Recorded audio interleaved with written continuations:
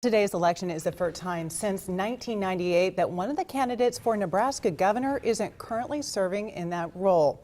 And joining us in the studio this morning is one of the two men vying for that top job, and that is Democrat Chuck Hassebrook. And Mr. Hassebrook, thanks so much for joining us bright and early, being here with us. We appreciate it. Well, thanks for having me.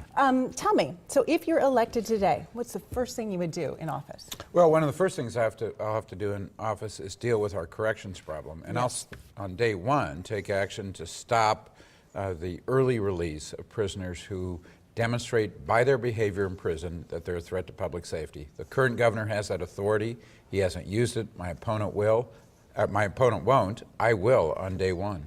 All right. Well, your opponent, Pete Ricketts, has had more money in his campaign war chest. What have you done to try to overcome or neutralize that factor? Well, he has more money, but people trump money, and we have 6,000 volunteers in this campaign, and they're working hard right now. They're running a ground game to get out our supporters and persuade those last-minute deciders, neighbor to neighbor, the likes of which this state has never seen. So this is people power versus money power.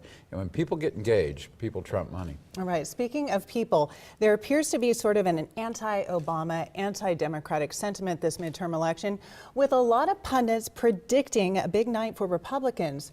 Are you a little bit concerned that your contest might get swept up in that?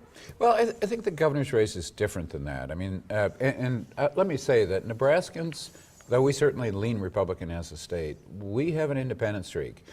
3 of our last 7 governors have been Democrats. Nebraskans vote for the person, and particularly in races for governor that don't get tied up in national politics. All right.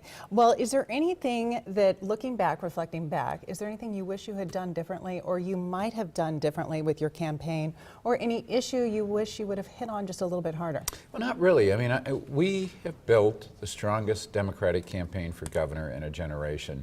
And let me say to our supporters and voters that this is the most important vote they will cast in decades for governor of Nebraska, because this is the closest race. Your vote counts today, and this really comes down to a choice of who you trust to fight for the middle class.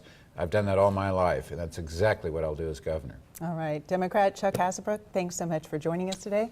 We certainly appreciate it. Thank you for having me. All right. Coming up a little bit later this